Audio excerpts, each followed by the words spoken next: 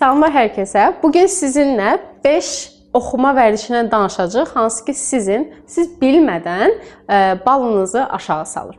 Gəlin baxaq ki, bunlar hansılardır. Dediyim kimi, bir çox tələbə düşünür ki, oxuma bacarıqlarını sahib olmaq, yaxşı inkişaf elətdirmək üçün sadəcə sözlər öyrənmək, sözləri bilmək kifayətdir. Lakin burada çox böyük bir səhv eləyirlər. Çünki ilk öncə öyrəndiyimiz bütün sözləri xatırlaya bilmərik. Görəndə də, yazanda da, istifadə edəndə də fərqi yoxdur, xatırlaya bilmərik. O yüzden biz onları kontekstdə öyrənməliyik. Və kontekstdə öyrənmək üçün də ilk öncə reading etməliyik. Yəni bunlar bir-birindən əlaqədardır. Mən sözü öyrəndim, reading eləyəcəm, yox sadəcə reading eləyəcəm, söz öyrəndim deyə bir qayda yoxdur. Bir-birlərinə əlaqədardır və siz də onları bir-birindən əlaqədar bir şəkildə öyrənməlisiniz, praktik etməlisiniz. Gəlin birinci səhvdən başlayaq. Reading every word slowly. Əgər siz bir mətn oxuyursunuzsa, hər sözə fokuslanıb, yavaş-yavaş oxuyub anlamaya çalışmayın. Neyin?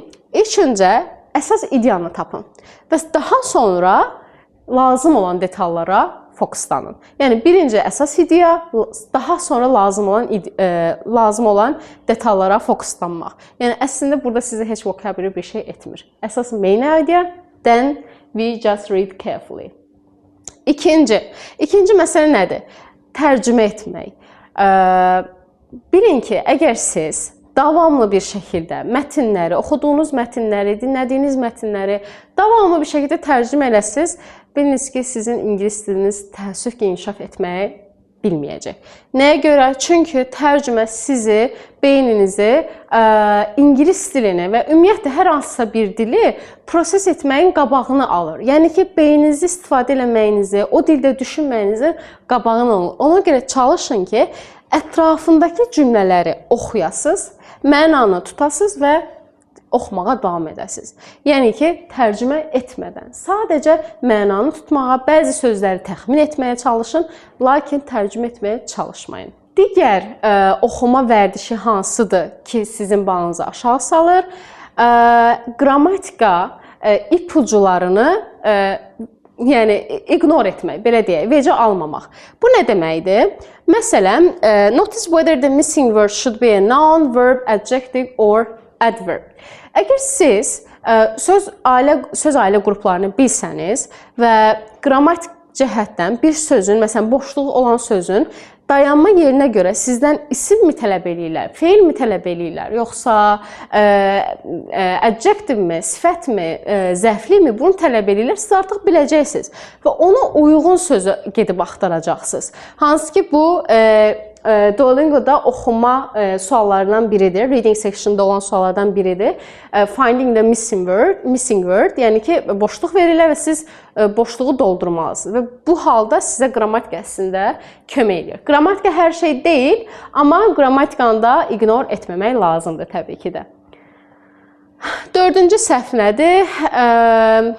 Daha çətin sözlərlə, advanced sözlərlə rastlaşanda, görəndə panikaya düşmək.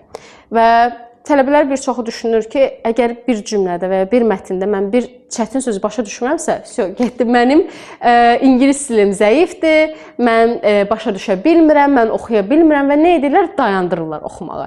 Həvəssiz bir şəkildə oxuduqları mətni kənara qoyurlar, kitabı kənara qoyurlar. Düşünürlər ki, mən pisəm, mən bacarmıram. Belə deyil.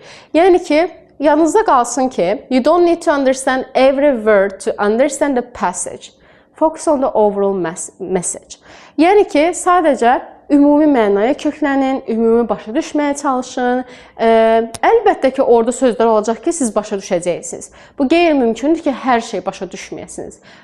Və belə hallarda qabağınıza çıxan çətin sözləri ilk öncə təxmin etməyə çalışın mənasını, daha sonra lüğət istifadə etməklə definition'a baxın. Burada da siz artıq avtomatik olaraq kontekstdə yeni bir söz öyrənmiş olacaqsınız. Və sonuncu məsələ nədir? Reading without practicing consistently. Əgər siz bir ingilis dili imtahanını götürmək niyyətindəsinizsə, yadınızda saxlayın ki, siz imtahandan sadəcə 1 ay, 2 ay öncə oxumaqla əslində bu bacarığı çox da inkişaf etdirə bilməyəcəksiniz.